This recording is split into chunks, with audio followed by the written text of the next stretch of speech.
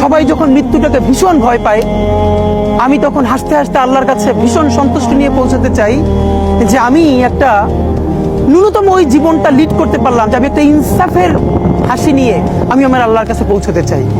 সুতরাং আগামী 50 বছর বাঁচলাম, কোনো ইম্প্যাক্ট তৈরি হলো না আমারে দিয়ে, দেশের জন্য, রাষ্ট্রের জন্য, উম্মার জন্য, জাতির জন্য। কিন্তু আমি ধরেন 5 বছর বাঁচলাম, সেটার মধ্য দিয়ে যদি আগামী 50 বছরের ইম্প্যাক্ট তৈরি হয়, তাহলে অনেকদিন বেঁচে থাকায় কি সাফল্যের বলেন? শহীদ প্রেসিডেন্ট জিয়াউর রহমান কয়টা দিন বেঁচেছেন, কিন্তু ভাবেন আজকে পর্যন্ত উনি আমার অনুপ্রেরণা। হাঁটতে হাঁটতে আমার পা ফুলে যায়, আমি আমার টিম সেদিনকে ব্যাগের মধ্যে জুতো নিয়ে তারপরে একটা শপিং মলে ঘুরছিলাম, মানে পা ফুলে গেছে, পা জুতোয় ঢুকাতে পারছিলাম না।